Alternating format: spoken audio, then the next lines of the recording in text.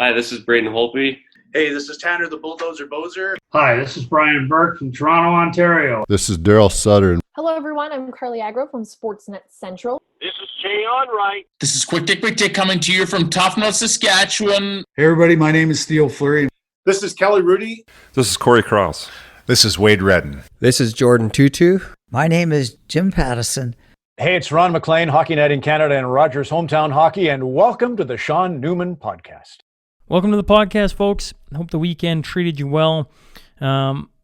First off, in the show notes, I have updated it with my phone number. That way, if you want to get a hold of me, you can just shoot me a text, or maybe you got some thoughts or just want to chat. It's all good. I was saying to a couple of buddies this weekend, some of my best guests have come off of either your suggestions or some of the listeners putting me in touch with people, and I think that's friggin' sweet. So I want to make sure that I'm accessible to all of you. So if you're looking to get a hold of me, want to give me some feedback, first and foremost, subscribe, leave a rate and review at the very bottom of those home pages for the podcast. That definitely helps. But it helps when you guys have ideas or maybe some good suggestions or people you know that'd be great guests. I love to hear. Now, before we get to today's guest, which he surprised the crap out of me, here's this big giant of a man who used to tussle in the NHL and just an absolute gentle giant. Before we get there, let's get to today's episode sponsors. Carly Clausen and the team over at Windsor Plywood, builders of the podcast studio table. And actually, I should point out, they are builders of the wall that's in all the live streams or all the YouTube videos. The wall that's behind me, that all came from Windsor Plywood as well. So for everything wood, these are the guys, whether we're talking about mantles, decks, windows, doors, or sheds. When you want quality, stop in and see the group at Windsor Plywood, or hop on your phone, your Instagram. Everybody's, you can just find it so easily, and you can see some of the products they're dealing with. It's super cool. And Mr. Carly is one heck of a guy to deal with as well. So give him a call, 780-875-9663. Clinton team over at Trophy Gallery. We did something cool. He donated a Crosby jersey to the podcast studio. And then in the meantime, we're going to try and sell it, see if we can sell it. And while we were selling it, we were going to give 10% to a local charity. So it was a cool little, see if we can raise a little bit of money and sell a jersey that, most people can't stop into the store and see. So put it out on Instagram. I'm talking about going on Instagram and seeing some of the cool stuff.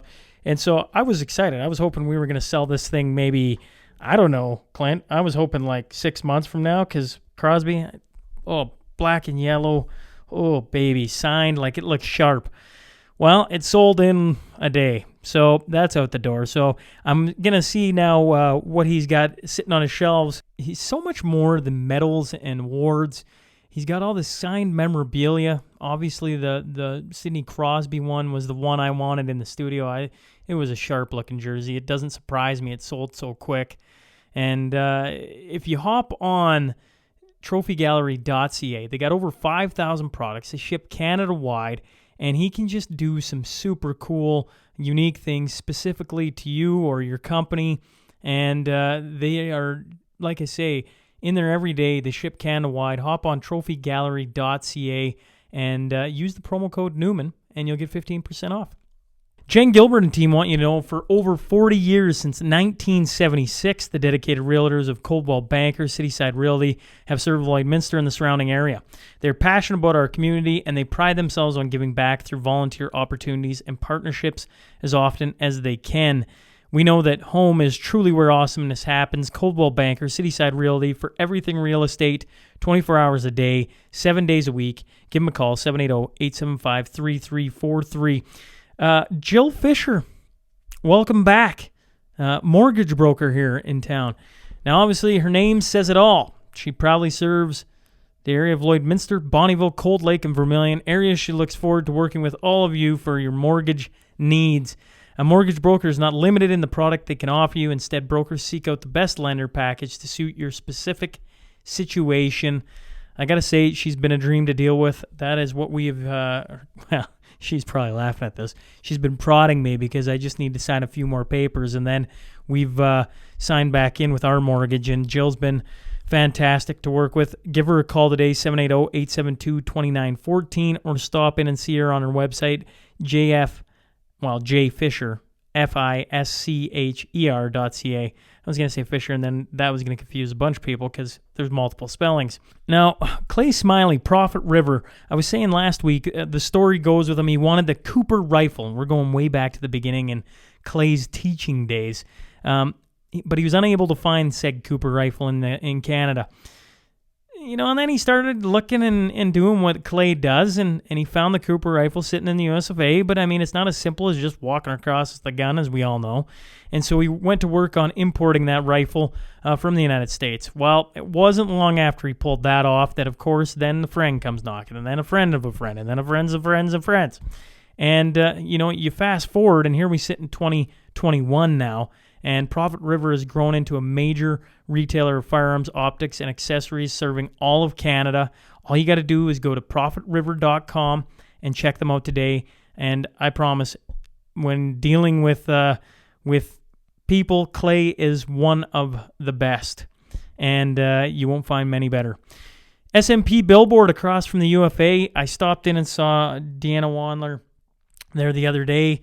The team over at Read and Write, they do great work, and whether it's the quote on my wall, whether it's my sign behind my head, or whether it's that billboard out on the street, if you're looking for any outdoor signage, make sure you stop in and see Read and Write today.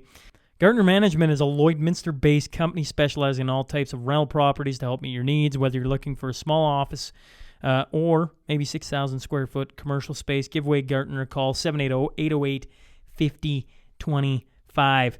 If you're heading into any of these businesses, make sure you let them know you heard about them on the podcast. I know COVID is making it a little interesting for all of us, but it helps them know you're listening. And if you're interested in advertising on the show, visit Sean Newman Podcast in the top, SeanNewmanPodcast.com in the top right corner. Hit the contact button and send me your information. We don't have a ton of space left for 2021, but there is a couple spots.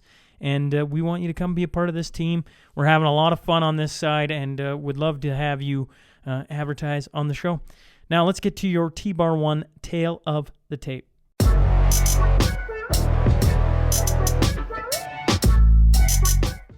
Originally from Brock, Saskatchewan, he played in the WHL for the Blades, Rebels, Raiders, and Medicine Hat Tigers. He made his NHL debut at age 28 in the Battle of Alberta. Over his career, he suited up for 91 games for the Oilers, Panthers, and Penguins. He played 16 years pro for 17 different teams in 9 different leagues, and at one point moved 9 times in 3 years. He was a career enforcer, a journeyman. I'm talking about Steve MacIntyre, Big Mac. So buckle up. Here we go. This is Steve MacIntyre. Welcome to the Sean Newman Podcast.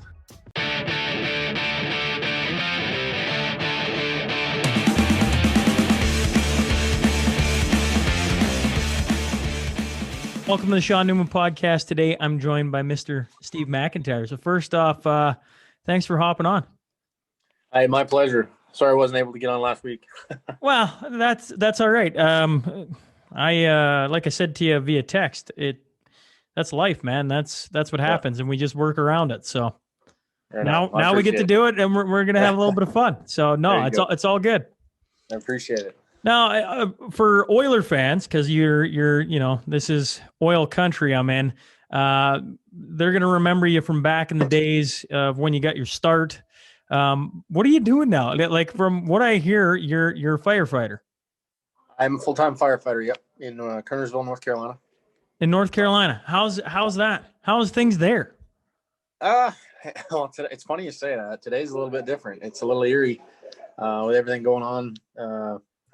With President Trump and the presidency, and it's kind of, we're a little bit glued to the TV because we kind of want to know what's going on, but at the same time, we're trying to, like today, I've been going through papers and files and, trying to go through different things that I've kind of neglected over the course of the last few years. So it's kind of been my day to go through that. But today, like I said, it's a great job. I enjoy it. Obviously, you get to hang out with your buddies. It's a lot similar to the dressing room. We crack up and bust jokes, and do a lot of dumb crap that we used to do in the dressing room all the time. So, like I said, it's a lot of fun. I enjoy it. A group of guys stuck in a room together. No, that can't be any fun. No, that wouldn't be fun at all. Yeah, I mean, I get stuck with these two idiots. Like, I'll show you. I'll give you the tour. Yeah, do it. Let's do it. Yeah, so these are the two idiots that I get to hang out with. We're making supper right now. So, yeah, we're here, seriously. So, we got the Mexican going, and I'd like to say that's my guacamole dip, and it's unreal. And here's my mess. I've got the jalapenos and onions and the cheese, the queso or whatever you call it, Mexican cheese, and we got some rice going on here and some. What are we making? Carnitas? I mean, yeah, it's unreal. But yeah, I get stuck with these two idiots, especially this guy. He's my young protege. That's my captain. So it's like I said, this is the life of a firefighter. We're literally in an old house that has it's obviously we have the regular fire stations that everybody sees, the big shiny buildings with the big fire trucks. Our fire station is literally an old house that has been converted into a fire station. And I mean, it's awesome. I love it. We don't get a lot of calls, but like I said, I'm just giving you the tour. We got our rooms and different things. And obviously I'll show you what I'm driving today. I'm pretty proud of the old girl. She's a 2006 Pierce. There she be. That'd be your fate. Oh, there she is. There she is.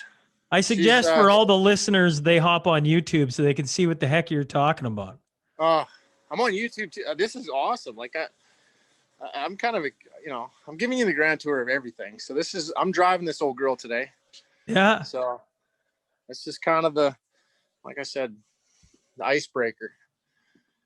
There she is, the old Pierce. That's badass. She's the oldest battleship out there on the front line right now.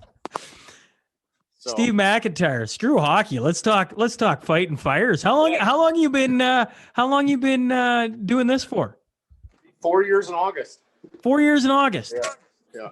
So yeah, it's been fun. I actually I mean, what better job to do other than to get to hang out with your buddies? 24 hours a day. Yeah, absolutely. So, No, I've had you're the second firefighter that I can think of that's come on. Well, another guy in Calgary, former hockey player, and he says the exact same thing, right? And he's gone and played in the World. What is it? The World Championships. It's like firefighter Olympics almost. Oh yeah, okay. Yeah. So I get it. There's a lot of camaraderie there. I mean, you're on a team all pulling the same way. So that's super cool. Now, and if we're not, we put like I said, we put boots and asses too. If somebody's not pulling it away, we'll jump on them pretty quick. So I'm not afraid to call a guy out. I feel like I'm living under a rock here in small town Alberta. What's going on with Trump today? Well, like I said, the whole deal with with the how can I be? You know what? I'm gonna screw being politically correct. It's obviously with what's going on down here with the Biden and Trump. Obviously, the election and how people. I have a hard time, and I'm not. And like I said, my take on it is, we're supposed to be Canada, U.S., North America as a whole is supposed to be the, how can I word this the right way? The ship, like everybody, we're supposed to be, talking about democracy, talking about different things like that. Like we're supposed to be, the shining light, the guiding way of way to do things. With the corruption that's going on.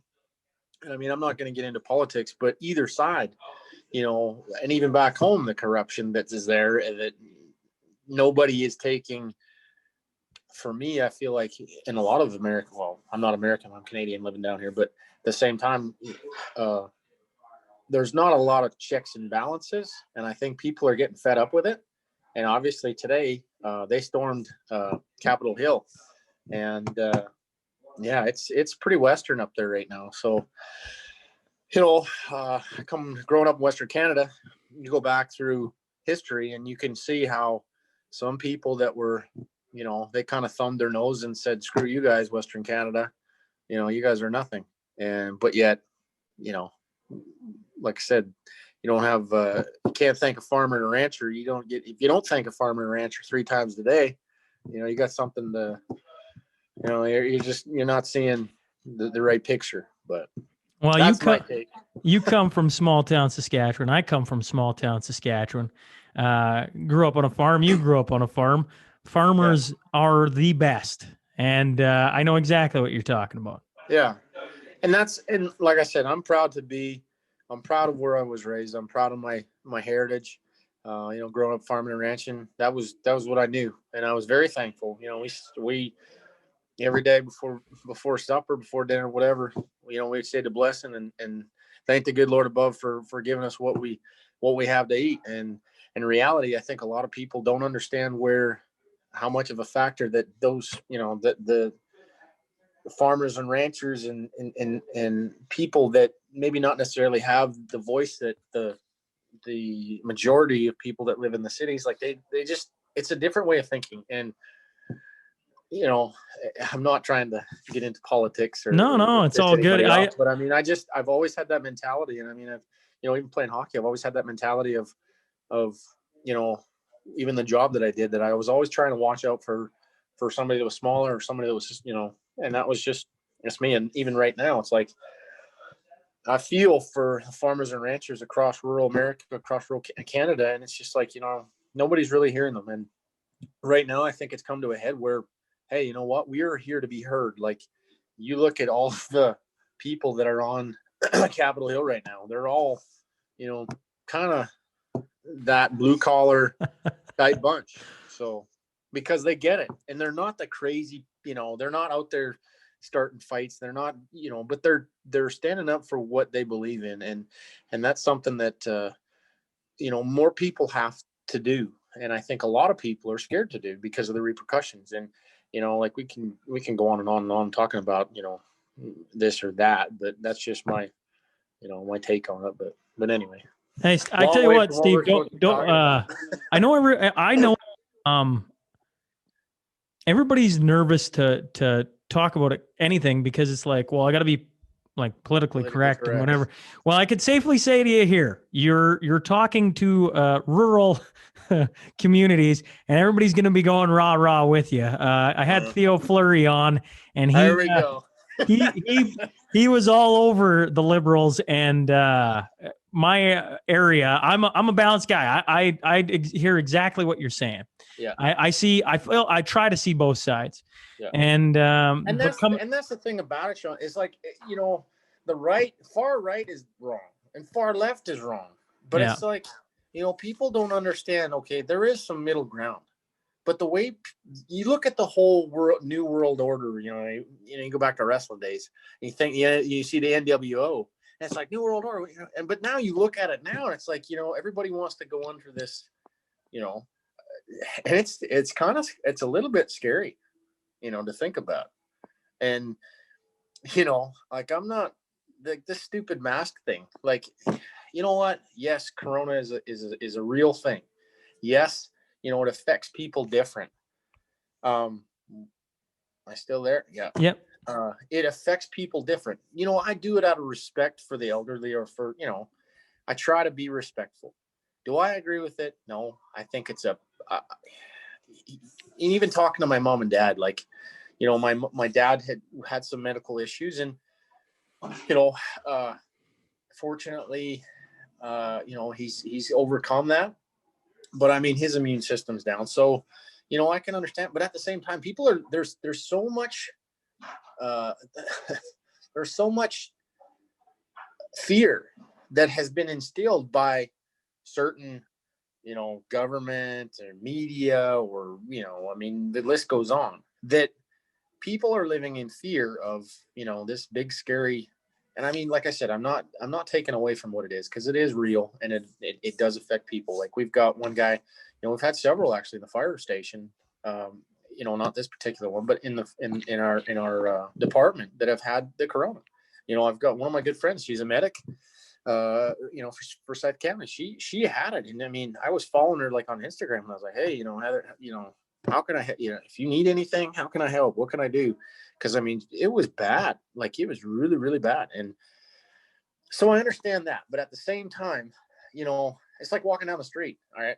You're going to walk down the street, and you might get hit by a car, or you might get hit by a truck, but are you going to be cooped up in your house living in fear all your life? Like, that's the way I think of it. And I mean, it's simplistic, and it's, maybe archaic and cavemanish. I don't know. It's just me. I'm not going to have,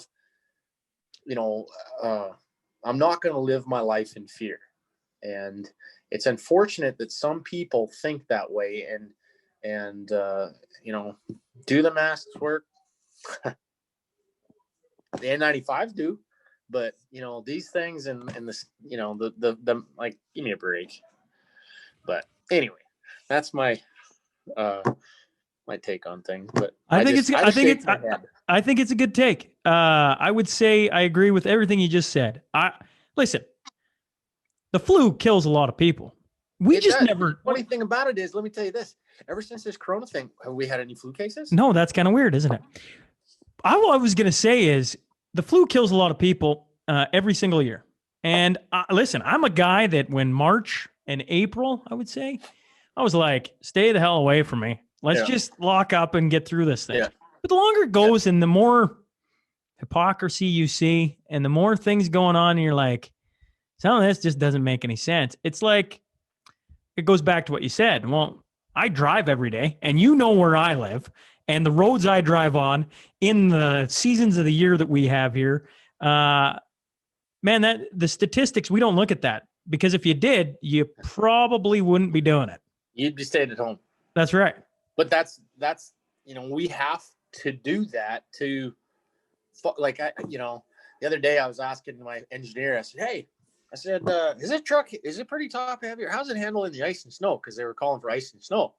And me being, Saskatchewan farm kid I'm thinking parking lot, let's go test this bad boy out. Let's get her, and can you imagine me, the town manager driving down the road in his, his car, and seeing us idiots out in the parking lot spinning donuts in the fire truck. I mean,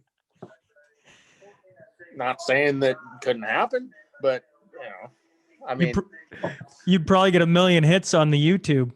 Yeah, I'd get fired over that one. I definitely get called in the chief's office for that one. He'd probably be laughing, but at the same time, he'd be like, dummy. Like, we're like, well, we're just, it's just driver training. We were learning how, just like growing up as kids, Dad took us out on the slough and taught us how to drive. Or tractor feeding cows. You ever done, how about this one? You ever done donuts in the tractor feeding cows? Well, those are things you do on the farm. That's how you learn how to, drive it. It's just figuring it out. What was the first vehicle you learned to drive on the farm as a kid? Well, at 12 years old, my dad had actually the very first time I ever drove, we had an old Dukes 130, old co-op implements tractor. And it was a stacker tractor. And of course we had to stack all the idiot cubes. And the funny thing about it was, like, square bales, my dad used to tell me stories about, well, you don't have it that bad. I used to, stack square bales till blah, blah, blah, blah, blah. And I'm like, well, okay.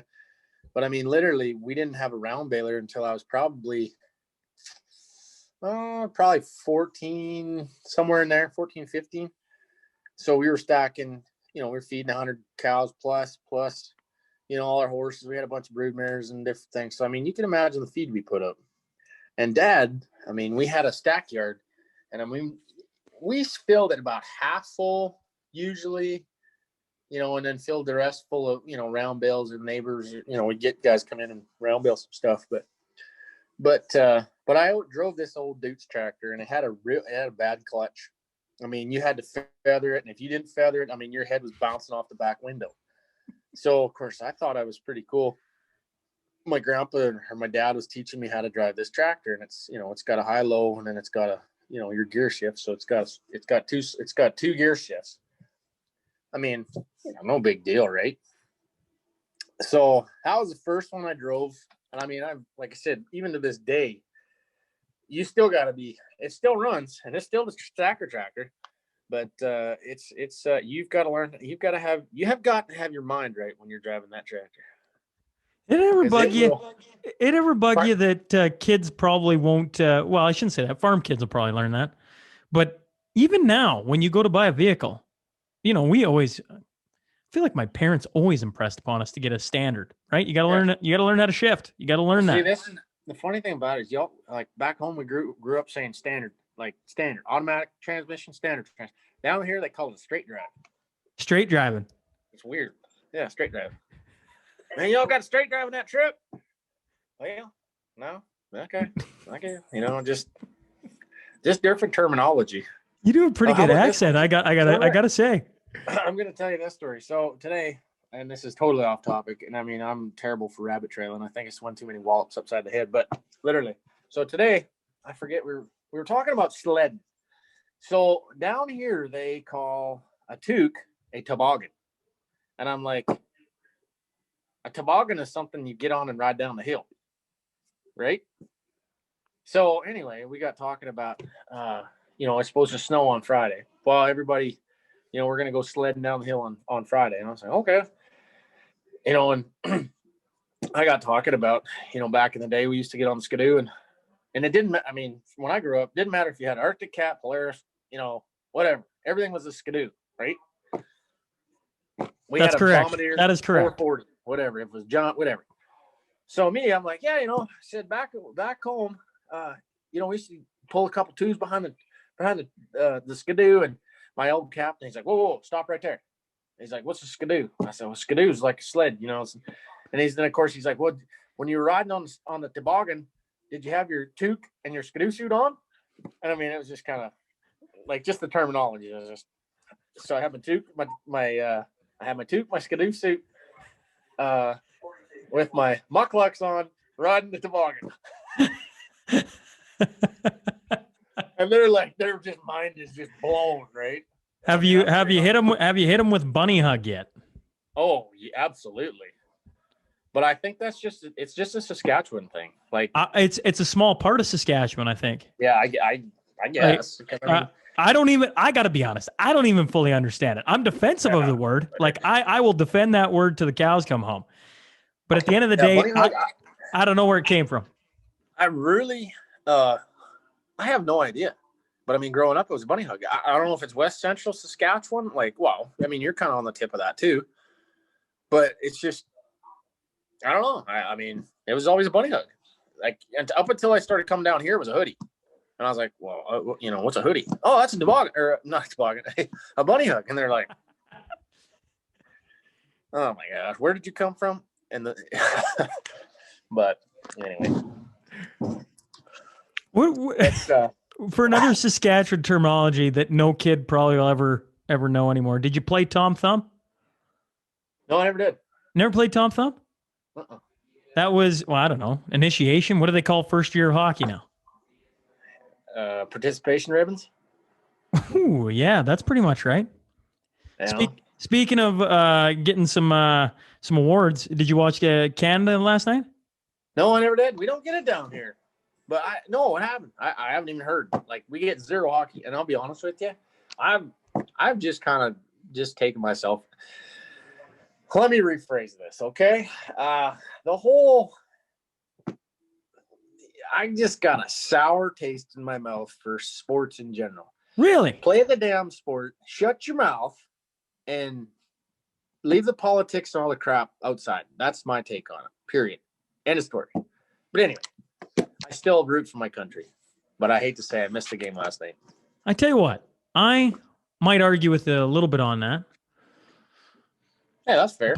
But as time goes on, I just want sports back, man. Like I just want them to come back and play. Like I can't take any more political talk. Like it's just rammed down our throat. I just play some hockey. Let's have some fun. Yeah. play. I mean, literally, like, really when it comes down to it, it's just like, I grew up playing a sport I loved, hockey.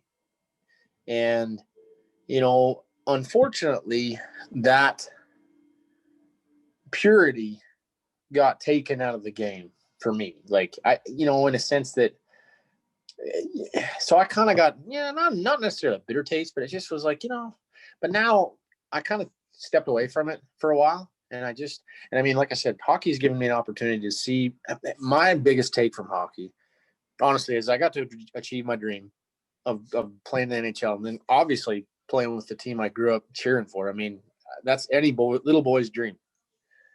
Meeting all those guys that I watched growing up, that was a huge thing. Like, I met everybody. Actually, I didn't meet Gretz, but Mark Messier sitting there talking to me like for 15 minutes. I'm like, this guy, he comes up to me and he's like, "Hey Mac, how's it going?" And I'm like,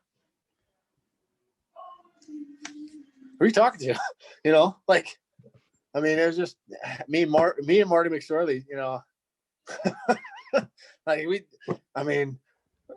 he'd see me, and I mean, of course I'd see him. I mean, we just rush out to, he's like talking to, your best buddy in the world.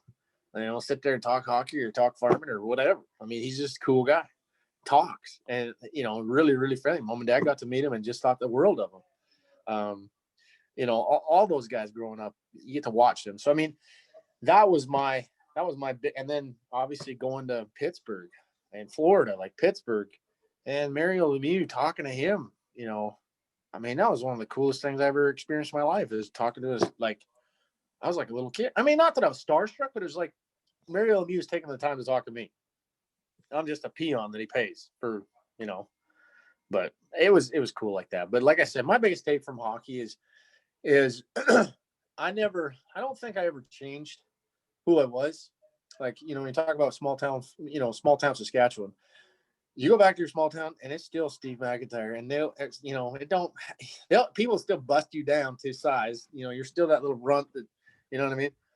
And for me, that was my biggest take, is I got to meet all these people and walk into different places and genuinely be excited to meet somebody or to talk to them, or, that's me. Like, I enjoy talking to people. I enjoy, visiting.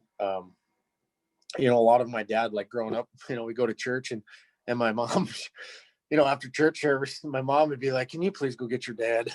I mean, he'd be in there talking stories for, half an hour we're ready to go for lunch, or, ready to go back to the farm or whatever. And Dad, I got to literally drag him out because he's, so, I mean, and that's the other thing too, is not only did I get to experience it, a dream, but I have my friends and my family, they got to experience it. And that was probably the coolest thing, the hockey, that's great, whatever.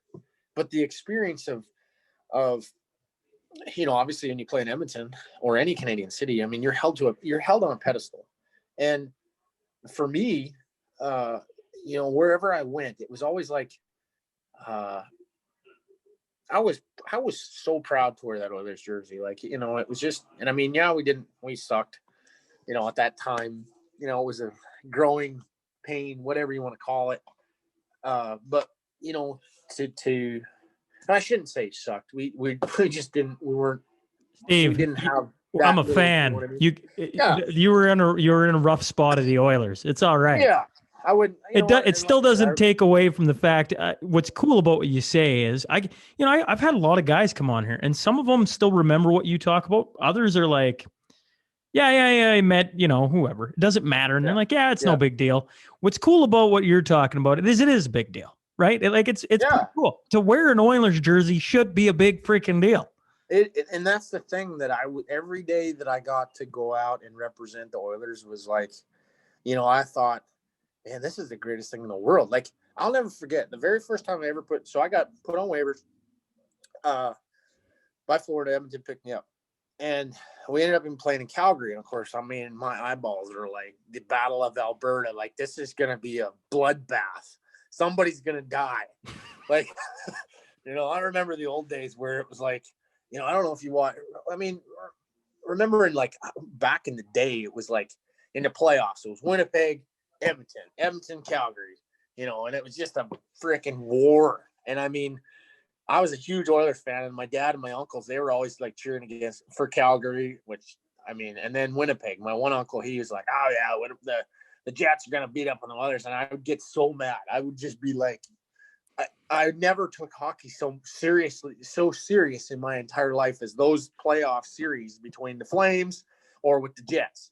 And I mean, even to this day, I'm still getting fired up about it. The audacity that they had to go against my Oilers, like I just, and it was, they knew that. And of course, now that I'm older, I can understand where they were coming from, because they were just sitting there, just kind of, Stirring the pot. Just stirring the pot. I get so worked up about it. But I mean, the first game I got to play against the Oilers, or for the Oilers against the Flames. Well, I'm putting this jersey on, and I think I was like one of the last guys to leave the dressing room. And I mean, I'm just like, I'm putting it over my chest, and I think it was right before we went for a warm up or something like that. And Ethan Morrow was sitting in the, couple of stalls down from me, and I had a kind of tear rolling down my eye. And I was like, I said, I'd have never thought that I'd ever be, doing what I'm doing right now. Like, it just never occurred to me.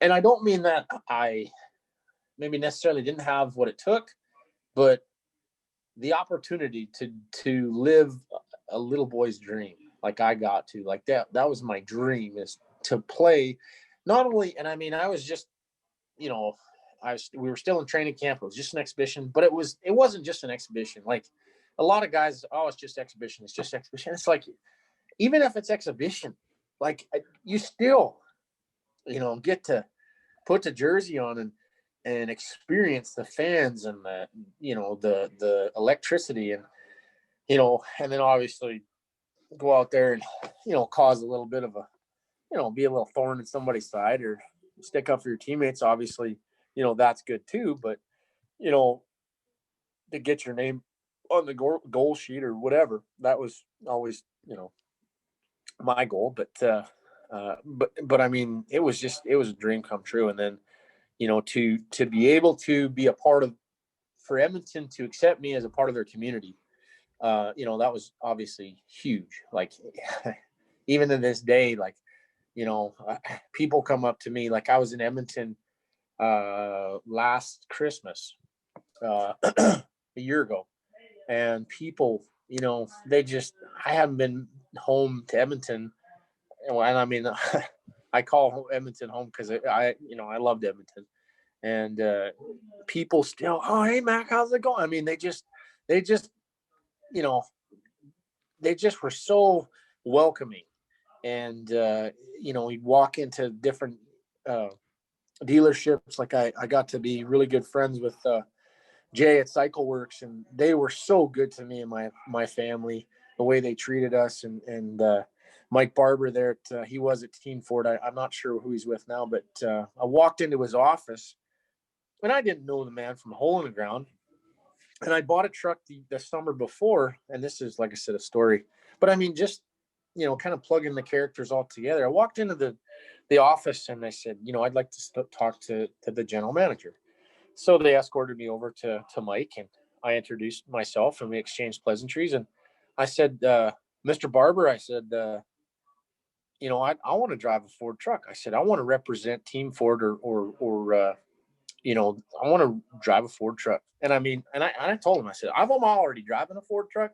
I said, but I want to get in on this deal that, the rest of these boys got. This is a pretty slick deal. They get to drive demo trucks and beautiful, come in and do all this stuff. I said, I want to be a part of that. I'd like to do that. And of course, I'm sure you probably know how it all works with agents and players and, different deals. And I didn't know nothing.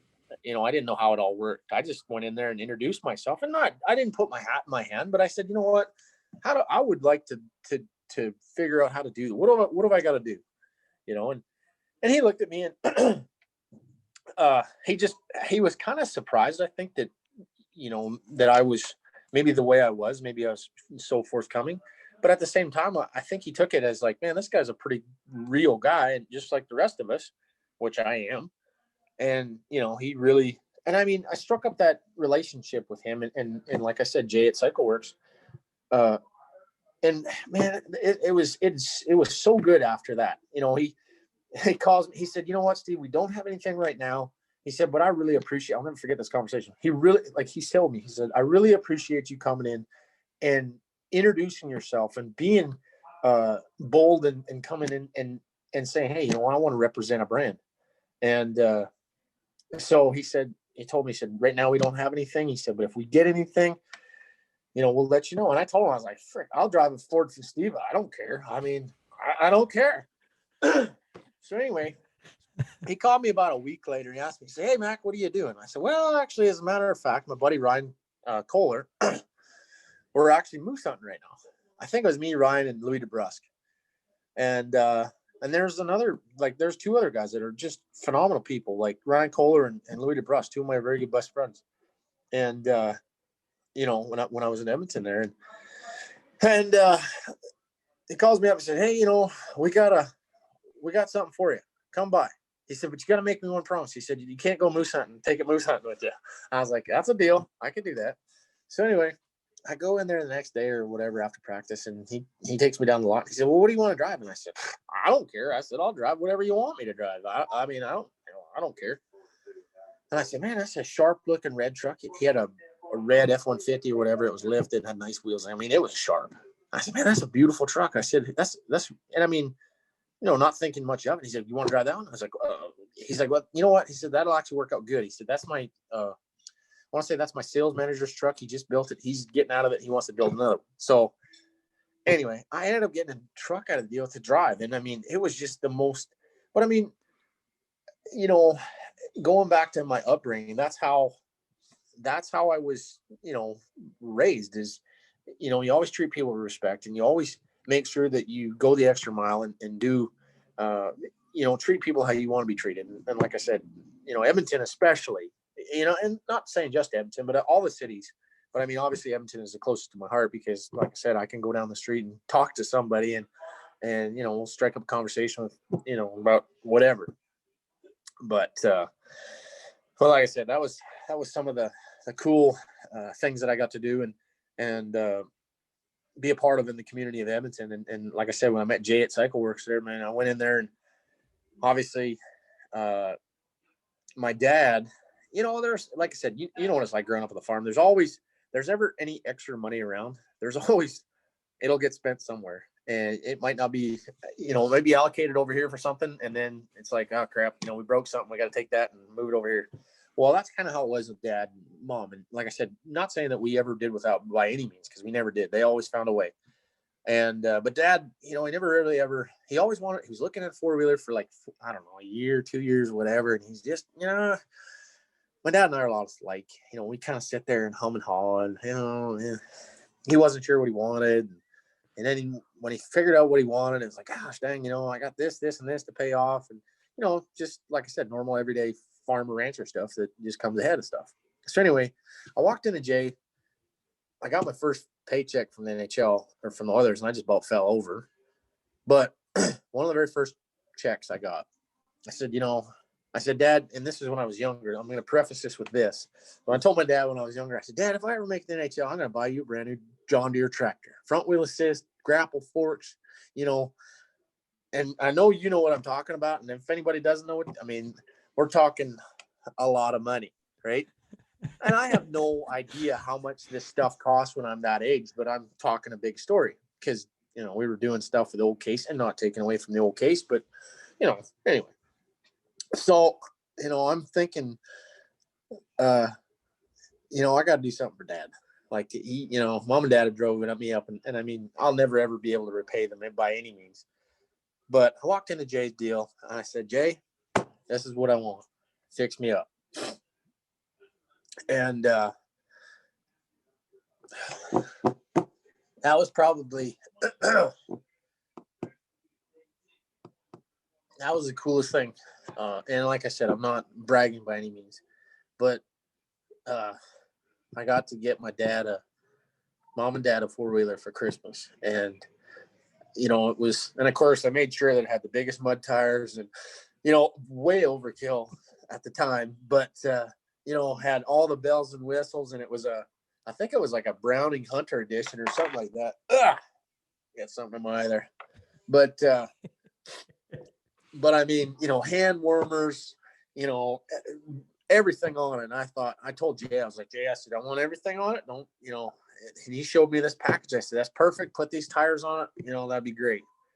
Well, anyway, that struck up that relationship, and Jay and the guys at Cycle were so good to me. I mean, they, after I introduced him to my dad, and, he came in and I forget what,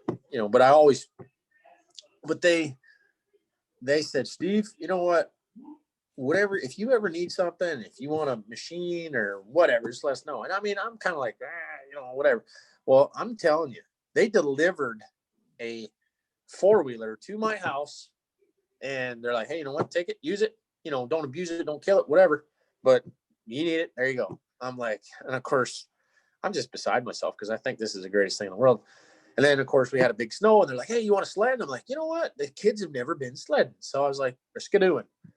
So, of course, I get a big sled and trailer. I mean, they were so good to me. The trailer, sled, 4-wheeler. I mean, honestly and truly, I'll never forget that ever. As long as I live, the generosity of the, people like Jay and the guys at Cycle Works and Mike and the guys at Team Ford when I was at them, I'll never forget that. And, it's just, and then to be able to bring my family and my friends and experience all the things that like that. And then, and that's away from hockey, but to experience, the things I got to experience with hockey. Heck, when we were at Rexall or North Lawrence, whatever you want to call it, my dad, he'd come down with me and if he was in town, I'd bring him with me, and he knew every security guard's name, or pardon me, the security guards' names knew who Steve's dad was. And it was always Mr. MacIntyre. My dad's like, whoa, it's Ross. I'm not Mr. MacIntyre. It's Ross. But I mean, pretty near, it was kind of funny because Dad knew the head security, and I made sure everybody knew who he was. I introduced him to everybody. But every time we went down there, I said hello to everybody. My dad was the same way. And literally, we got Dad pretty much had the run of the building. And I mean, what dad can say that? Like, especially, it was just kind of one of them things. And I mean, he'll tell you stories like when I'm playing, I forget, there was one new security guard that didn't know who he was or something like that. And, oh, no, that's Mr. MacIntyre. And, this is the head guy saying, while this security guy was going to, grab him, whatever. And the head guy was Mike, he's like, oh, no, that's Mr. MacIntyre. I mean, it was just, and of course, Dad, he's just giggling because he's just going where he's always going, right? But, or he's in there breaking up, I'm going to brag on my dad a little bit. My poor mom, God bless her. She, so I've been on, I think, 2 or 3 father's trips, and my mom, she'd get so ill.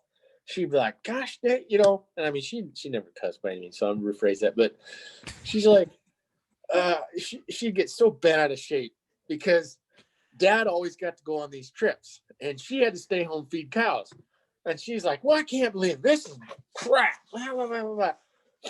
Well, anyway, my dad, like I said, my dad and I are my dad's a small town country boy. And we were with Pittsburgh, and we flew down. We were in Dallas, I think, or not Dallas. We made the West Coast swing, I think. Was it first or second? That might have been the second trip. I think actually that was the second trip. The first trip was first trip was Oilers when we were out west, Anaheim, which is another story. But anyway, we're down in Florida. My dad, there's 2 stories now that I think of it. I need to actually write all these down. I'll preface this with this, okay? I was in Florida with the Panthers. I met Bobby Orr. Bobby Orr was Nathan Horton's agent. I walked into the training room. Bobby Orr sitting on the couch, and I'm do a double take. I'm like, oh my gosh! And I walked out. I was like, Frosty, that's Bobby Orr. He's like, yeah. I was like, that's so cool. Of course, whatever. Well, I'd known Bobby for a couple of years and whatever. And I mean, he always said hi, and we always exchanged pleasantries and whatever. Well, I got my dad a signed stick. I said, Mr. Orr, would you sign this for my dad? He just, that you're his idol ever since my dad was a Bruins fan. So anyway, he's absolutely no problem. So I give it to him, send him a stick, whatever. Anyway, fast forward a couple years later, I'm with Pittsburgh. We do the father's trip. I ended up not playing. I dressed, took the warm up, went out there, stretched, sniped a couple Genos and warm up and had the sweet flow, I think, going too. And had workout, came up to the box where the dads work. Well, I want to say Eddie Johnson was there. There's a couple other guys, and then Bobby Orr was there. Well, I'd seen as soon as I walked in the door, Bobby's right there. So I go over, he's talking, whatever. I said, "Hey, Bobby, how's it going?" He said, "Hey, Steve, how's it?" I said, and of course, my dad's sitting over in the corner, and he's sitting there drinking his Sprite, like, that's Bobby Orr. And of course, my dad doesn't get starstruck, right? Never, ever. I mean, he'll talk to anybody.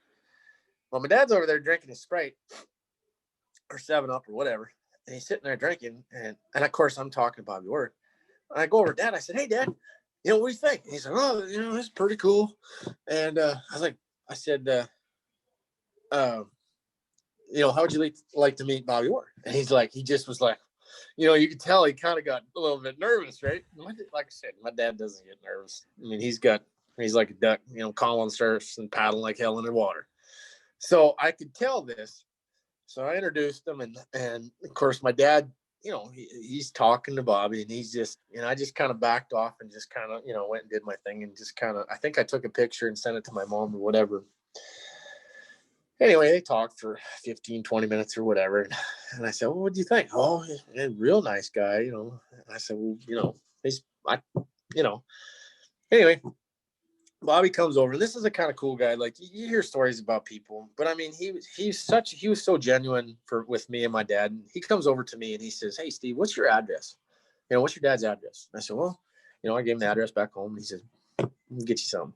About a week or two later, there's a post or a picture to Ross, your friend, Bobby Orr, when he's flying through the air. And I mean, something like that meant so much to my dad. Like he of course he calls me up right away and he's like, "Oh, guess what I just got." Anyway, so now fast forward to after the game. I think it was either after the game or the next day. We had a day off in between. I think we were in Florida or we were in Tampa. I couldn't remember. I think we ended up Tampa. The next day we had a day off. We practiced, we skated, we had a dinner on a boat, tour the harbor, whatever. Well, we went to the Blue Martini. Now it's freezing cold back home in Canada while my mom's feeding cows. Bless her heart. I can't leave her out. She's a trooper. I love her to death. She's my best friend in the world. But she's bent. Her nose is bent out of shape because we're down in Florida, and she's at home in the cold. What's wrong with this picture, right? And she's cussing the Penguins or the Oilers or whoever, at the time, because Dad gets to go on these trips. This is Dad's trip. But anyway, I think there might have been a mom's trip after that, because I think some of the moms, they got pissed off and voiced their opinions. But anyway, that's for another story. I didn't stick around long enough to go on the mom's trip. Sorry, Mom. But anyway, we get in there, and of course, we've got some high profile players with Pittsburgh, and it's just different. You handle them different, and they're just not handle them different, but I mean, it's just, you have to, I mean, I was very watchful. I always made sure that I was not on guard, but I was always watching people because I didn't trust anybody. But anyway, and I get it.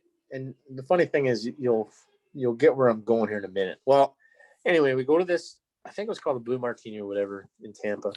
And they escorted us out to this outside. I kind of had it roped off or whatever. And it was kind of like a keyhole, the way it was, like Sid and the guys, his dad and Gino and, his kind of whatever people. And then, all the dads were there and the players, whatever. Me and my dad were at the front. And, which is fine, whatever. And of course, the whole time we're carousing, having fun, and just telling stories and BSing and just people watching. I'm a big people watcher. Me and my dad, big people watchers. And So anyway, I said, Dad, just kind of keep an eye on things. I'm going to go to the bathroom. Unbeknownst to me, I come back. Dad's got this guy and this girl and the bouncers. And I'm like, what's going on? He's got this guy by the scruff of the, got him by the scruff of the collar up against the glass or the door. And he looks at the bouncer. I said, Dad, what's going on? He looks at me and he looks at the bouncer. He's like, these guys got to leave now. And of course, I looked at the bouncer. I was like, you better get your asses out of here. I said, because it's not good. When Dad gets wound up, it ain't good. I don't care who it is. Because then I get torqued up and we'll clear this place out. And anyway, so of course, after this happens, I mean, I had my chest puffed out like my dad. I mean, and of course, what happened was these guys were being idiots and kind of causing a scene and, doing some stuff they shouldn't have probably been doing. And Dad just pretty much straightened them out quick, fast, and in a hurry. I mean, cowboy style. And, of course, it was just kind of one of them deals where, you can appreciate your roots that much more. And you can kind of understand, why you're wired the way you are, I guess. And like I said, when I see my dad do that, I'm like, all right, I kind of like this now. I mean, if it goes south, we're going to be okay, guys. But anyway, needless to say, Dad got home. We told her stories and Mom didn't think they were that funny. She's like, I'm out here feeding cows in 40 below. You guys are jacklegging around down in Florida. Yes, So, Mom. Pretty much. okay, yes. Mom. But I think he got her something nice, a purse or and so this is a funny story, and then I'll quit telling stories. But another father's trip, I think this was Edmonton. So we're in Edmonton. On the father's trip. We're in Anaheim. So we're in Anaheim. We're in Orange County. The big fancy smancy hotels and malls, and I mean, walk into this place, and I mean, it's just everything you could think of, right? So my mom's favorite color is green. So she's always got a green purse or, whatever. She's always got something green on. So anyway, Dad's like, you know what, Steve, we need to go find Mom a purse or something. I'm thinking, okay, sure. I mean, they got the Louis Vuitton, the Gucci, the Prada, the name goes, the Tiffany company, the hell, I don't even know. But anyway, we walk into the store. While we're walking by it, and Dad looks and there's this green alligator purse. Alligator. No big deal, whatever. Us idiots. We got our cowboy boots and Wranglers on. We walk into this place and didn't really think much of it. And so I get to looking at it, and the lady's like, do you guys need gentlemen need any help? And we're like, yeah, we're thinking about buying a purse for my mom or my wife. And I'm just kind of sitting there giggling. And there's, I'm thinking, why doesn't this purse have a price tag on it? And of course, it's got a chain on it, or not a chain, but like a cable or whatever. And I'm thinking, okay. Well, there's no price tag on it. And it's got a chain on it. This is not good. So anyway, Dad's like, yeah, he holds his purse up and it's great. It's pretty nice. And he said, yeah, ma'am, we'd like to know how much this purse is.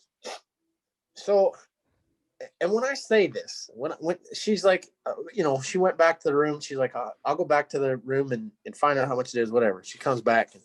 And when I say, I'm not kidding you when I say this. She said, yes, sir, that's $25,000.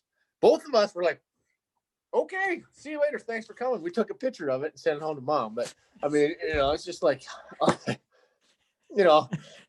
two country bumpkins, literally just felt like a turnip truck. And we're in this big fancy schmancy. We're sitting there the whole rest of the day. We're like, good God, kind of started cluing into this is not your regular your mall, like your typical mall. Like people drop this, we might be out of place. We might be a little out of place. Definitely so. Everybody's kind of looking at us. I mean, he's 6'4", I'm 6'5", walking around cowboy boots on, kind of eyeballing these different people out, kind of look, they're a different breed out there. But I mean, it's just, like I said, it just goes back to some of the experiences that we experienced. And I mean, my buddies got to experience it too. And I'll tell you this quick story. Like, we're always ask for autographs, and it's fine. Like I'll stop and sign, especially kids. I'll do anything. And then you've got some ones that are kind of a little bit okay. Like you've had my autograph however many different times, and obviously you know what they're doing. And by no means do I sound conceited or anything like this, but I had a truckload of my buddies. This is terrible, but they're I don't think they caught it, but I was driving, so I drove, and then there's just something, an Oilers thing or whatever. I can't remember what it was, and I shouldn't even be saying this, but I mean, I literally passed it around the truck, and they didn't know any different. But I mean, guys were, signing their names or, from minor hockey, like Rosetown Red Wings number 19, Mike Clayton, or Jason Petrie number 16, Kenners the Clippers. I mean, we were just, I mean, like I said, it's just kind of, but I mean, they got to experience it too. And I mean, it was just such a fun deal. Like, anytime they were in town, anytime we'd win, I'd have all the guys in the room and, be cracking a couple cold ones, in the lounge and introducing the guy. Well, shoot, heck, or got to meet all the Trailer Park boys, Ricky, Bubbles, and Julian. They came in the room, and of course they found out I was a big fan. Well, all of us were big fans. All of us are big fans. Yeah, we got to meet them, and that was pretty cool. You gotta then. So as a guy growing up watching the Oilers, and now in the new building they don't have it. It kills me. But the oil derrick, when it came down and you got to skate through, was that a big deal? Like as a fan, as a kid watching that, like that was a big deal to me. Yeah, all of that. Like I'll never forget walking through the tunnel, or not the tunnel, but like the dressing room. You walk through the fans, and some of them be like, "You suck. You guys are terrible." Whatever. I mean, you got to put up with that too. I mean, them Flames fans, but anyway. But doing that and then skating through the derrick, I mean, it was just, I mean, it doesn't, I feel, when you get that flame on the back of your neck, and you feel that heat, it's like, all right, I'm here. And that was one of the coolest things about, I mean, I've only been to Rogers Place once, but the very first time, I want to say our home opener, the first year I was there was against Colorado, and I think Ryan Smith was still in Colorado. I think he was still there. But anyway, the electricity of the building when I walked through the security entrance in the back, down the ramp through the security entrance, you could feel the electricity like it was something that I've never ever felt in my entire life. Like it was something like, it was something special about that place. Yeah, it was old and whatever, but it just had character, and it was just, I loved it. Like when I first started kind of coming up, it was all about the new rinks and new buildings, whatever. But as I got older, it was like, a guy sees everything, all the bowels of the Rexall Coliseum, like that. If the walls could talk, you know what I mean? What would they say? And just, I don't know, it just had that Character. That feel. Yeah, character. Like, I used to hate going into Prince Albert when I was Blades with the Saskatoon Blades, or, I used to hate it because every time we'd go to PA, it was cold and miserable, and, there was always, but then I went and played there, and I'm like, I love it. I mean, it's an old barn, and, it's got character. And that was kind of when I figured out that, what that meant. And like I said, now these new buildings, they don't have that character. They don't have that, that, I don't know, the smell. Maybe, I don't know. It was just different, but that was something that was cool about Rexall. It was the derrick and the doors, and I got a picture of me and my little guy walking through the doors for I want to say it was for the skills competition. And one of my best friends, she took the picture. And if I can ever figure out how to blow it up and take the red eye out, it was a phone, and it was before they, became decent quality. she took that picture of me and my little guy, and he's looking up at me, and I'm looking down at him. I got his hand in his hand, and I was like, man, if I could ever figure out how to blow that picture up, I would in a heartbeat. But it's just, I'll never. Well, forget somebody listening knows how to do that, Steve. That can't be that difficult. Yeah, I don't know. I'm not tech savvy. Like even right now, like talking on this phone, it's just like you had to bear with me there for a minute. Talking about PA, that was, geez, with COVID going on, my years are getting all mucked up right now. But the crates, the standing on the milk crates, did you get to experience that then playing there? Do you know what I'm talking about? Oh yeah, behind the bench. But up in the stands where they had all the milk crates around the top and people racing to get, like I had the play-by-play guy on the podcast, and he talked about it, that it's just like kind of almost surreal to see people racing to get to their spots and have a milk crate to stand on.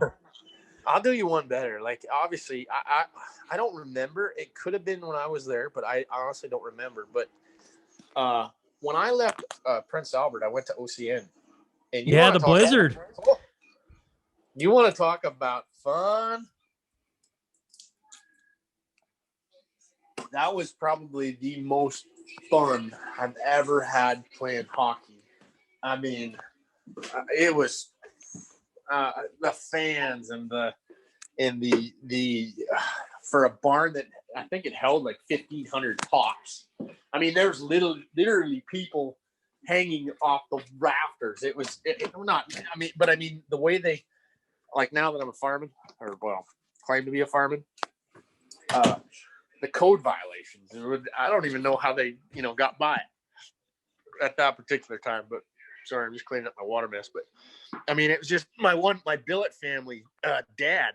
He was as soon as we come out of the door, he was right above me, and he was like right there, and that was, I mean, that place was absolutely amazing to be a part of and play there, and talk about electricity. I mean. Well, you got to play there. You would have played with the Tutus, yeah?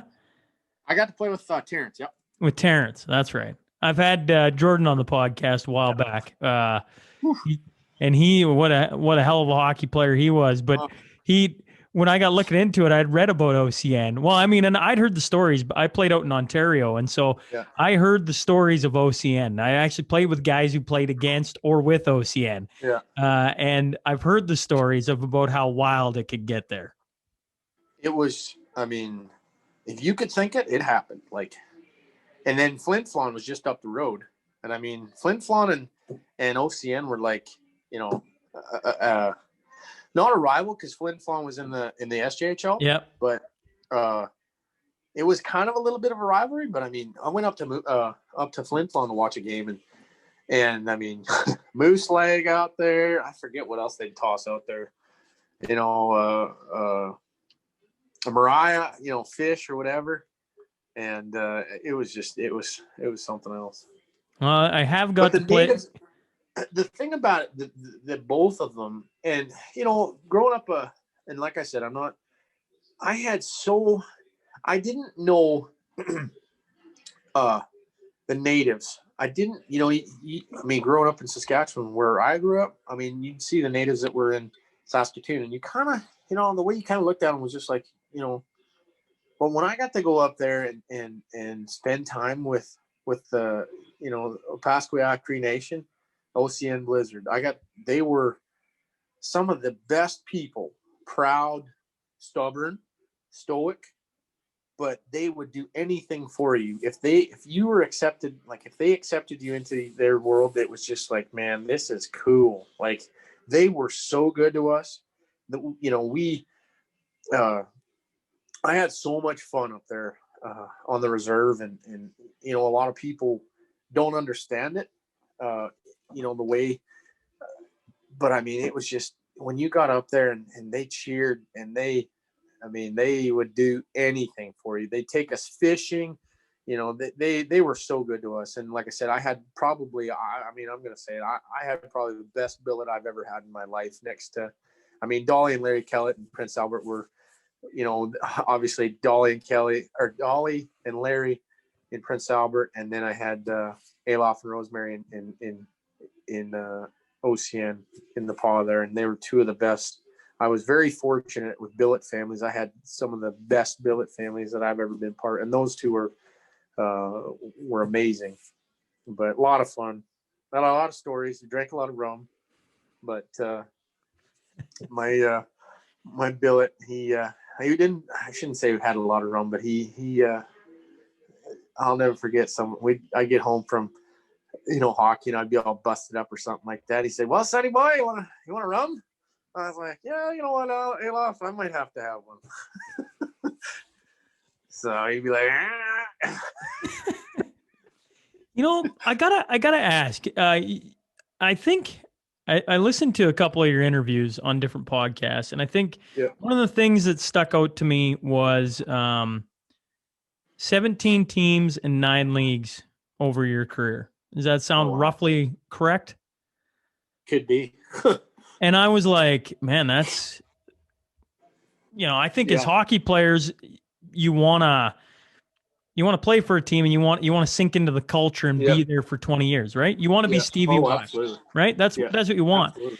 But your career is one of man, you were all over the place, up, down, league, sideways. Major moved. I want to say I moved 9 times in 3 years. Did you ever go, maybe that just isn't it? I know it's when you finally make the big time at 28, which is, as we know, late to make the NHL. Yeah. When you finally make it, it's easy to go, wow, it was all worth it. But up until that point, were you having fun, or were you going what the hell am I doing? A lot of what the hell am I doing? Even, that's kind of where I'm at right now. It's I sacrificed a lot of my family time.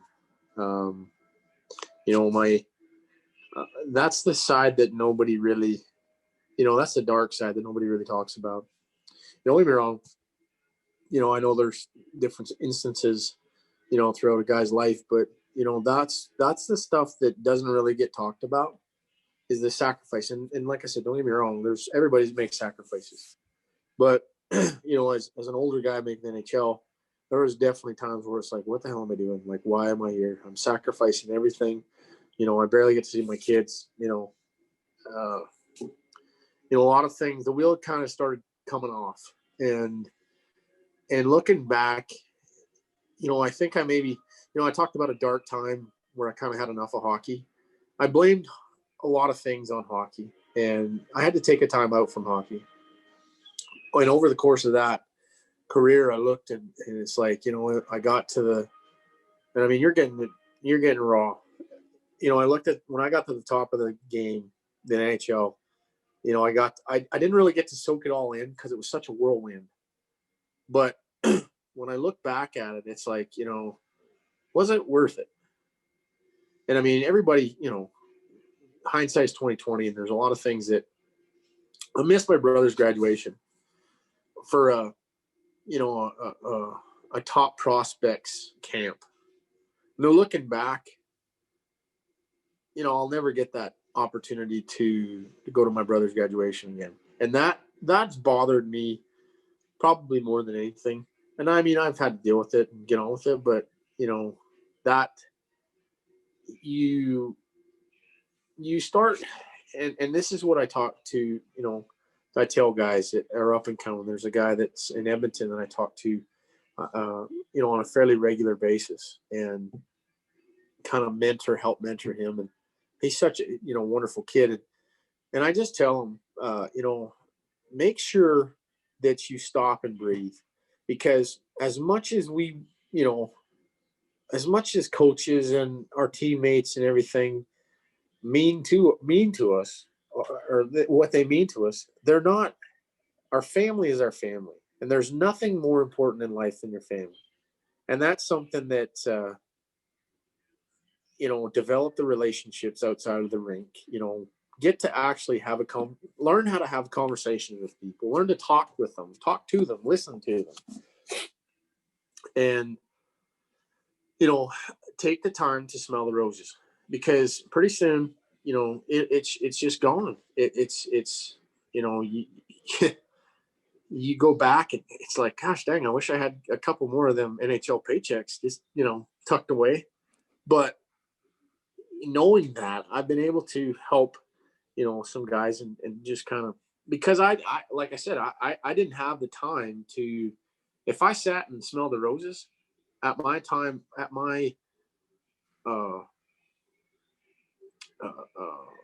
point in my career, I would have been, blown by. Like, the next guy would have come along. So, I mean, I was just like, I felt like I was just on the go all the time. And I mean, that's the only thing that I have to say bad about it. It was, I sacrificed everything, and I didn't have an opportunity to go back and or to kind of watch and just kind of enjoy it a little bit more. And I mean, I think that's kind of where you get into the, the 17 teams in 9 years, or 9 different whatever. But I would have liked to been in Edmonton or been somewhere for 2, 3, 4, 5, but I mean, that's the way the game is. I mean, you're a commodity, unfortunately. And if you're not producing, then the next guy's going to come, and that's just kind of the nature of the beast. And it's unfortunate, but it is the way it is. But like I said, I tell the young guys, up and coming guys, like, just relax, don't rush it, enjoy your family, do the things. Hockey is a sport. Hockey's fun. It's not ever, my mom and dad told me when I was young, they said, when hockey isn't fun, that's when you need to retire and you need to quit. And I'll be honest with you, I retired, and then I came back, and then I retired, and then I just took some time away from hockey. Like, I didn't want to do anything. And now, 38, 39, I think I started playing I think I was 37 maybe. And I started playing for the local team here. And I mean, having a blast. Like, and I'd be doing the same thing if I was back home too. I'd be playing senior hockey somewhere. I mean, I'd be smashing somebody's ankles, and I might be getting my, I'm thankful I'm not against that. I mean, I'd be getting my teeth handed to me, but by gosh, they might whip me, but young whippersnappers know they've been in one. I'm not so sure about that. I think I'd be staring at your kneecaps, so to speak, because you're what, 6'5"? Yeah, 6'5", yeah. Walking around at like 260. I'm 5'6". 5'6", you kidding me? I couldn't even get up close enough to swing at you, man. I couldn't catch you, bro. See, that's the thing. So, and that's the other thing too. It's like, I'm slow. I'm even slower now. So it's just like, I just chop guys down a little. Dad's like, he's like, you can't do that. I'm like, Dad, I mean, if you have anybody, I'm not going to get embarrassed here. So I will take a penalty. If I have to break his arm, I will take a penalty. And he's like, you can't do that. I'm like, you ain't cheating, you ain't trying. But I mean, I love it. I mean, I get away with a lot of stuff because it's but I was playing defense. I'm back playing defense. Well, I've got my bionic knees, both one brace on each leg. And I mean, I'm, getting around there. And, I might have been a little chubbier a couple years ago. I might have weighed closer to 300 than, before. But so anyway, I was more of a football player, physique-ish,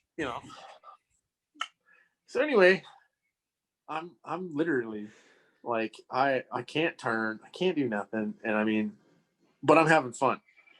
Well, I'm getting frustrated. So I just start chopping guys, like right off the draw, across the lace, top of the laces. I start getting, and I mean, I wasn't practicing because I was working, but I'm playing. So now I'm getting back into game shape, and I'm still cracking guys across the top.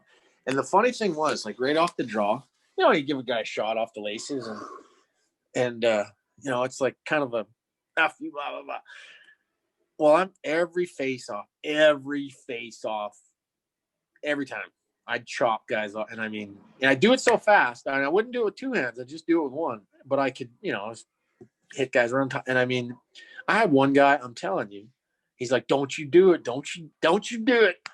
And I kind of faked and I mean, he literally jumped 3 foot the other way, and I'm sitting there kind of I'm giggling, and he looks at me and he busts out laughing too. And of course, she just kind of put her head down and, went on the day. And I don't think I did the rest of the game to him, but I mean, it was just, I'm kind of a big bully at this. But I mean, the thing about it is it's fun. I enjoy it. I'm back playing for the fun of the game and for the love of the game and the fun of the game. That's something that, I reiterate to the guys that I talk to is if it's not fun, you don't need to be doing it. And, it's serious. It's serious. You don't want to take it for granted. You don't want to go out there and, like I said, there's a difference between having fun and going out there and just, put your whatever. That's not what I mean. I go out there, like even at 40 years old, like I go out there and I play as hard as I can because that's the way I'm wired. But that's fun for me. But anyway, yeah, it's like I said, it's still trying to play and still enjoying it. But that was the one thing that I don't think that gets brought up is the sacrifice. And I mean, everybody sacrifices, don't get me wrong, but the family side of it, the little things like that, when you're done and you're retired, you go back and think about, man, I wish I could have been there for that. Or, I wish I could have done this. And, unfortunately, if you let it get you down, it will get you down. But, me and my brother, we talked about it, and, you move on and do the best you can. I got to ask about, actually, one thought on that. When it comes to sacrifices, when you want to be at the absolute top level, I don't care if you're talking hockey or sporting business, it doesn't matter. Everybody makes that sacrifice. It's when you can find that balance where maybe you're at that level, but you got there at a young age so that you're not doing it through the young years of your kids or marriage, that you can find that balance sooner. When you're pushing for the best, man, that's what sacrificing it. You got to put in the time. You got to go where people don't want to go, right? I mean, as a young guy, you know, your buddies are going out and having some Frosties. Yeah. And you got to be in the gym or at the rink or at the prospects tournament or wherever else. I got to ask about PA because there's two local guys. One would have been the top scorer of the year, Scotty Hartnell. And another one would have been a little off the radar. And I don't know the timeline of if he was in PA or you were in PA or what. But does Dwayne Perlat ring a bell? Oh, yeah. Yeah. Oh, gosh. That's a name. That's a blast from the past. Diesel played senior with us in Hillmont. He's from my hometown. Don't pair tits. You tell him I said that. I'm going to make sure he sees this. Absolutely. Oh, God. That's shoot. I'm trying to think where him and I, if it was in Prince Albert or if it was in Kinnersley. Well, he played. I can't remember. So I've had Diesel was like guest number, I don't know, I can't remember, 15 on this. It was a long time ago, a year and a half ago. And he played for PA and then he went down to, I want to say Humboldt. And from Humboldt got picked up by Kinnersley for the Anavet. Does that sound right? Something like that? Could have been. Yeah. I mean, that's a blast in the past. I can't remember, but yeah, absolutely. Yeah. Oh, God. Beauty. Air tits. We picked on him a lot. He I can't believe you didn't shoot any of us. Here's another one for you. I was trying to do. You played in Hart. He was our backup goalie in Prince Albert. Yeah, that sounds right. Quote me on that, but he was backup to Evan Lindsay, I think. Diesel was fantastic goaltender. Fantastic, a giant of a man. Yeah. Wow, that's a blast from the past. Well, I'm glad I could bring a name up on you that you haven't heard in a while. It's been a long time. Dwayne, old days, old birthday. How about the Rangers? You played for Hartford, the Wolfpack. Yeah. Did you get to go? whether it's training camp, whatever. Like, I was looking at the time you were playing for the Wolfpack. Am I right in thinking you were on the ice with guys like Messier, Yager, Kovalev, Leach, Lindros, Holik? Is that the right time, Aaron?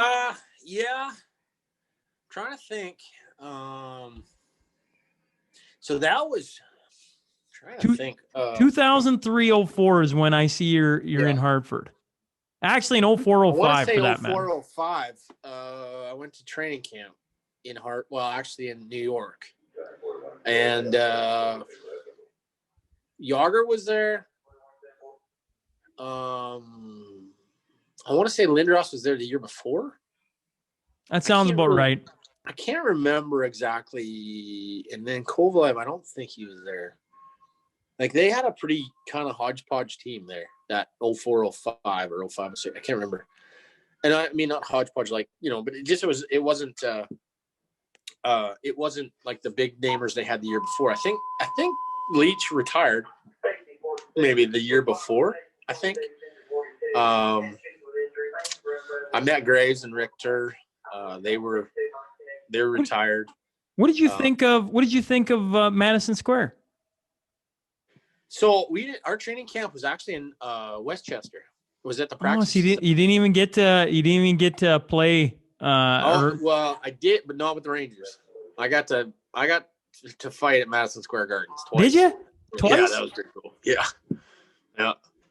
I got my tail kicked the first one, and I did pretty good in the second one. I redeemed myself, I think, in the second one. So, but I definitely got my tail kicked in the first one. I gotta know. You brought up Trailer Park Boys. I hear you got a good Bubbles impersonation. Is that true? Well, I used to. It's out of practice right now, but I used to have one. And it's on YouTube there. You'll have to check it out. You're not even gonna try and get back on the bicycle, eh? Well, I got my glasses on. I guess I could a little bit. But anyway, no, they actually got to meet him, and I actually got to put Bubbles' goggles on, and like literally, they're like his eyes. He doesn't have to. His eyes are that big, like they're like two magnifying glasses. I was like, Mike, where did you get these? He's like, I got them out of a garage sale, and I mean, they're literally. He's like, please be careful with them. They're held together with Scotch tape. So that was pretty cool. But I got a picture. Barry Stafford took a picture of me and them guys, and I'm sitting there like, with these glasses on. And it was, God. Well, here, before I let you go, we do a little thing at the end. The Crude Master Final Five. A shout out to Heath and Tracy McDonald here in Lloydminster, huge supporters of the podcast. It's just 5 questions, and then I'll get you back to your day. Absolutely. If you could sit down with one person like I'm doing, have anyone you wanted, who would you take? Phil Robertson. And what would you ask him? Everything. Probably one of the wisest men to walk the earth right now. All right.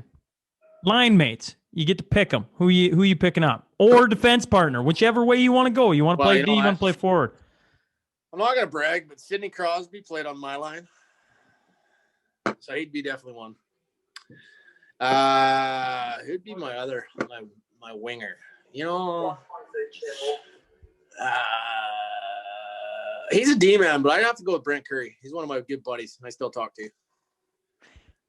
There's a blast from the past. He's actually from back home. Funniest guy I've ever met in my life. Can you imagine the sports writers on that line? Crosby being centering 2 D-men. Nobody touch him. Perfect. I mean, absolutely. You touch him, we'll break your. Yeah. But I mean, I'm trying to think. He would be my buddy. So funny. I'm gonna tell you a funny quick story about Sid. So Sid's skating around, right? So we're the 5th line. Well, Sid's on the 5th line with me, right? And I think Tony Granato, he filled in. He was the coach, and I was like, my buddies are like, yeah, senior. I seen you're on Sid's line. And I said, whoa. Let me tell you something. The 5th line, that's my line, and Sid was on my line. So let's just clear that up right here. So, and of course, everybody got a good chuckle, of course, and all's good. But I mean, there's Sid's definitely my centerman by far. Because I mean, he could bank it in off my ass, and it's still a goal. A goal's a goal, right? Absolutely. I could get 50 him just banking it in off my ass. What is Sid like? Like, is Sid? Great guy. Yeah. Yeah. Really, he's really vanilla when people when the interviews, but he's a good, like he really is a good guy. He really is. He's funny. He's got no. Well, I shouldn't say this, but we giggle and be like, "Hey, Sid, go talk to that girl. Just tell him your name. Just tell him your name." You know, and he'd get all red and kind of like just funny.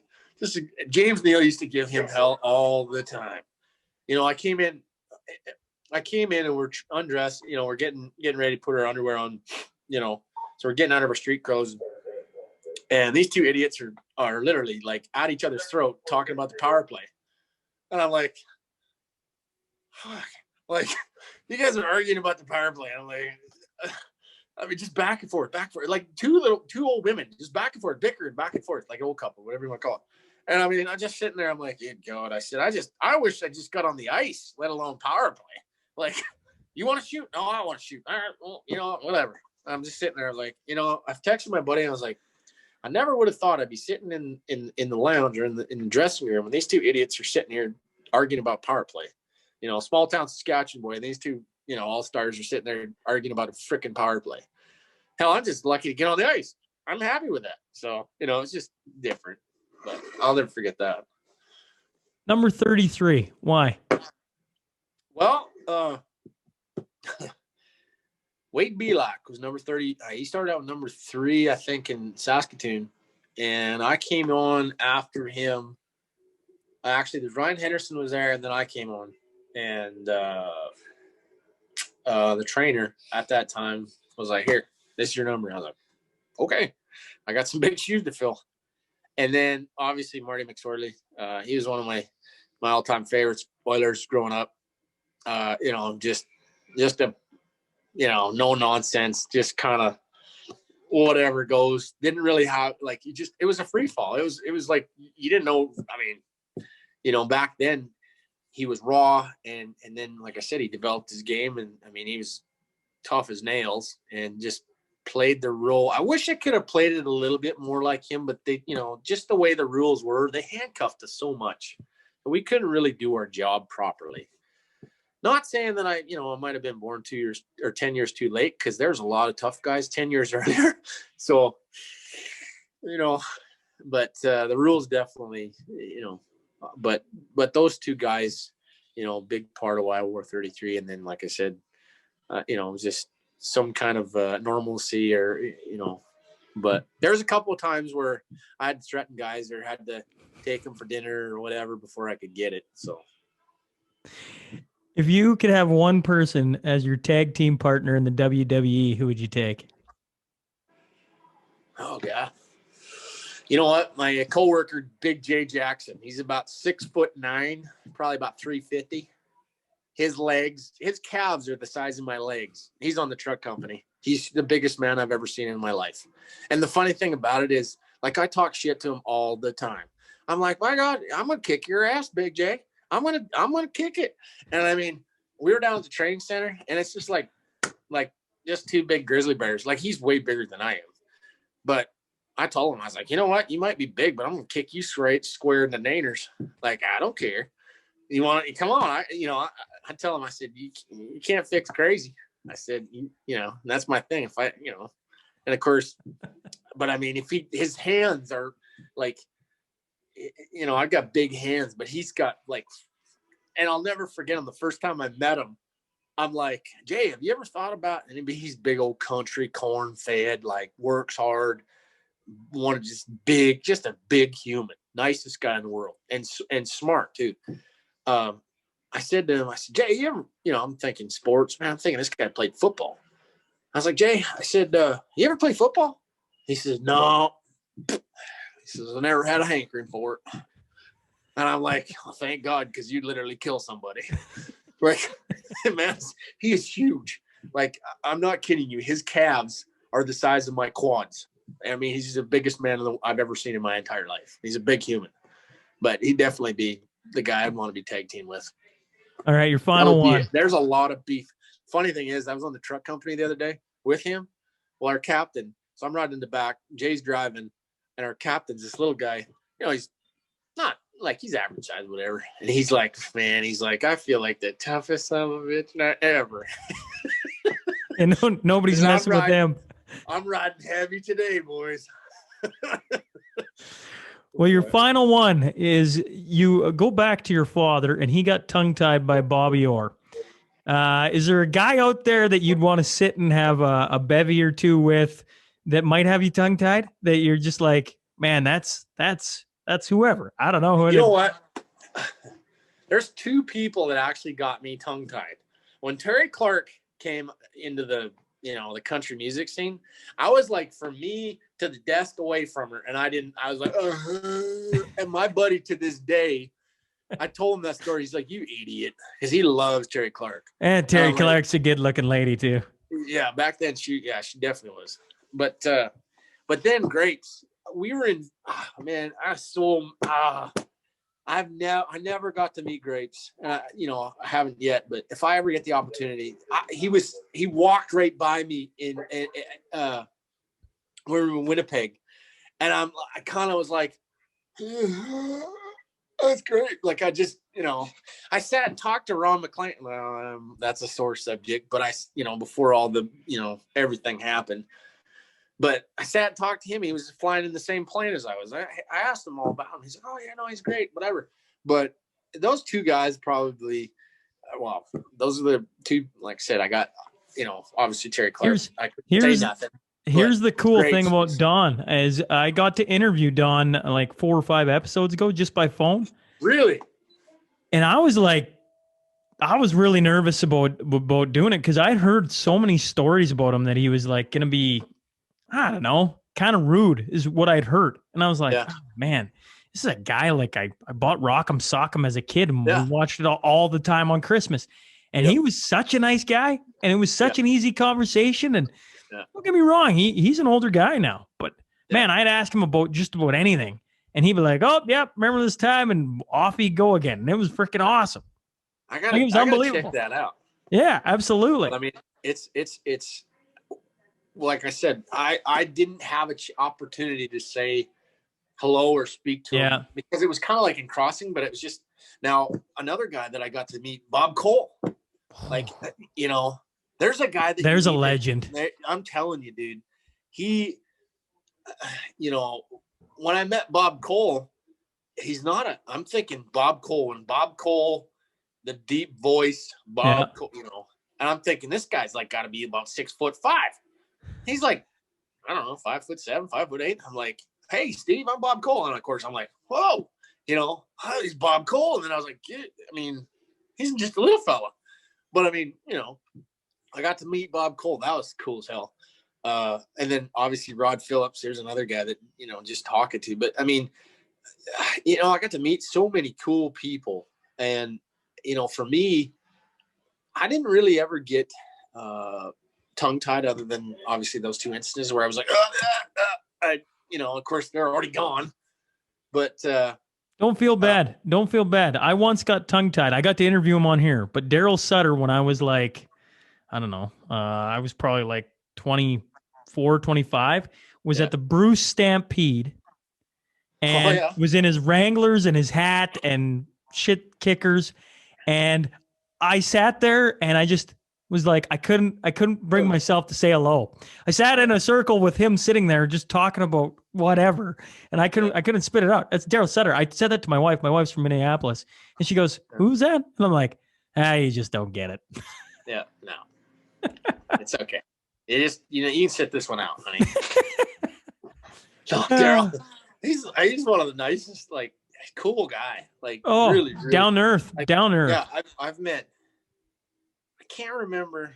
I get them all mixed up. Of course, I have Brent as a coach. That's a funny story too. I don't know how much time you got, but I got a Brent story straight.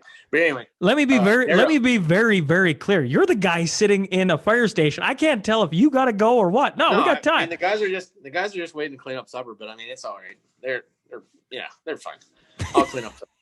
But the Sutters, I'm going to tell you, this was a life lesson that I learned. And it's actually kind of funny because the second time I went to Pittsburgh, well, actually the second year I went to Pittsburgh, I met Brandon Sutter. Super nice guy. Really, really laid back, super nice guy. Not anything like his dad. Like, just totally, I think he was more like, I've never met his mom, but I'm sure that, I mean, he's got obviously that competitive streak like his dad, don't get me wrong. But I get traded from Saskatoon. I get traded to Red Deer. It's a 6-hour drive from Saskatoon to Red Deer. Found out I got traded that morning. I think they practiced at, I don't know, 4 or 5 o'clock, whatever. First practice I get there, we get bag skated. I'm 6 hours been in the truck, my old Chev Scottsdale single cab. So my legs felt like jello, driving a straight drive. And so anyway, my legs were jello. So I mean, and he's up there, up there in the stand, I'll never forget. But anyway, I'm thinking, oh God. So anyway, right off the hop, we kind of didn't really see eye to eye. And he had just retired from, the NHL, just bought the team, just, did this, did that, whatever. We didn't really see eye to eye. And there were some instances where, I was a student, he was a teacher. I didn't understand what he wanted. But anyway, we get back to the point. So I was playing in Medicine Hat, or for Medicine Hat, and him and I got in a pissing match, and I'm yelling at poor Josh Mazer. There's a buddy of mine that I absolutely love, guy that I fought many a times, and Josh and I always had good fights. Like, he's just really good. Like, he's a tough guy. And I mean, we were back and forth. For a smaller guy, he could fire me. He was tough, and I did good against him, whatever. Well, this night, oh my gosh, he was doing something, and I'm kind of Mace, kind of barking at him, and Brent comes down and kicks me in the back of the pants. He's like, freaking do something about it, blah blah blah. So I mean, I'm like, never has any coach told me to go out. So I mean, I'm like, it just, I went out there, and I mean, I felt bad, and I mean, Josh is a big boy, whatever, but he didn't have a hope in hell that day. And with all due respect to Josh, love him, I would never fight him off the ice. But anyway, that's another story. But go out there, and I mean, I'm just absolutely more devastated, mortified. I don't even know I was just in a complete utter rage. And because I was mad. I wasn't even mad at Mace. Mace was just playing, doing his job. I was more mad at Brent. And go out there, and I mean, just absolutely. Anyway, I think I ended up, after I come back, and he didn't even say nothing. Good fight or nothing. But anyway, I think I got caught for too many men or something like that. So anyway, of course, oh boy, I mean, you might as well just pack your shit on it and just go back on the bus. So anyway, got this penalty, sent it to the penalty box, and I'm like, I didn't play it the rest of the night. I think I got like 2 shifts or something. So my mom and dad come down to watch me. So they drive 2.5 hours to come watch me, right? So we lose. So we're going to eat. Well, he wouldn't let me eat with my parents. And so that didn't bode very well. And like I said, whatever, everything happens for a reason. Well, anyway, him and I had some words, and, this, that, and everything else. And he ended up calling me into the coach's room. And I mean, I was at that point where, I mean, I was like, I didn't know what he wanted. I really, truly didn't know what I wanted to quit hockey and forget, like, go back to Cowboy and Ranch or whatever. He brought me in, and he told me, he said, I know you're thinking about quitting. He said, if you quit now, he said, you'll quit the rest of your life. And I mean, your dad teaches you that when you're growing up, your mom and dad, but it never really ever resonated. And to this day, that conversation that I had, I didn't know what he wanted. And this will kind of go into another, side note. I'd never talked to him. I hated his guts. I couldn't stand the sight of Brent Sutter. Like, I freaking detested him. And because of that, how I thought I was treated, or how I, whatever. And it was just, personality clashes.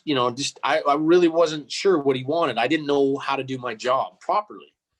And so anyway, I was kind of I just had a bad taste in my mouth. But anyway, long story short, I meet him. Well, actually, he's coaching Calgary, and I was in Edmonton the year before.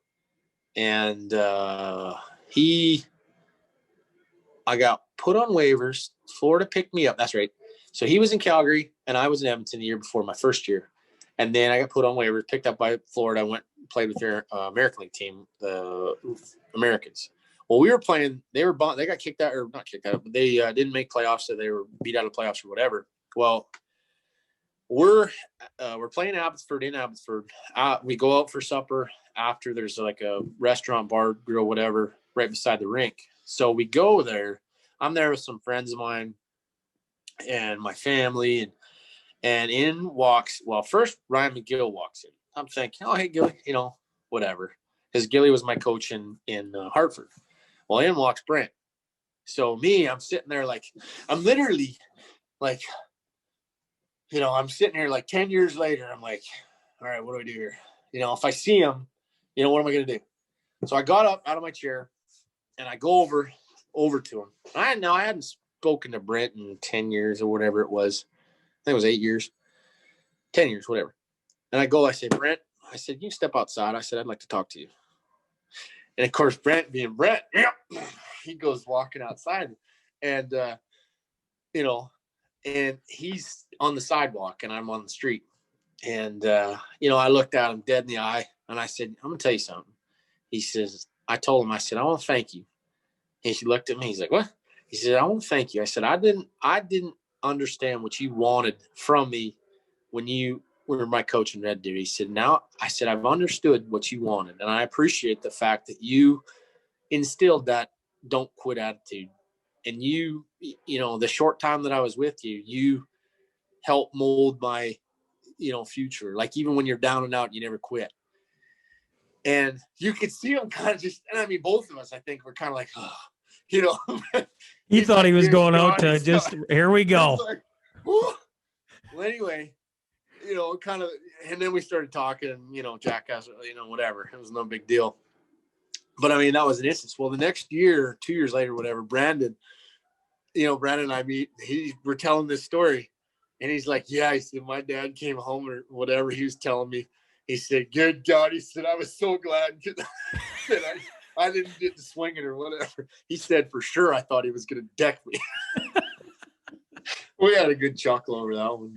And even to this day, if I see Brent, I'll just, just kind of giggle because, it's just one of them life lessons that as a young kid, playing junior, nobody really tells you what you're supposed to do. You're trying to feel your way through the game. You don't really know what, I didn't know what I was doing. Hell, I never grew up fighting and scrapping. I didn't understand it. But, it was just kind of one of them things where, looking back, I was like, you know what? I might have hated your guts then, but you know what? You taught me something, and I appreciate that. So that was kind of cool. But anyway. That's a cool story. That's a hell of a way to end the podcast. Yeah, it was pretty cool. Yeah.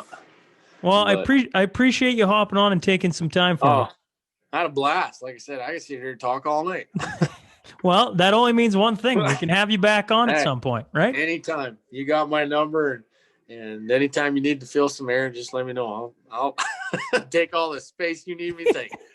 Well, thanks, Steve. All the best to you here in the future. You bet. Thank you so much. I appreciate it. Hey, folks. Thanks for joining us today.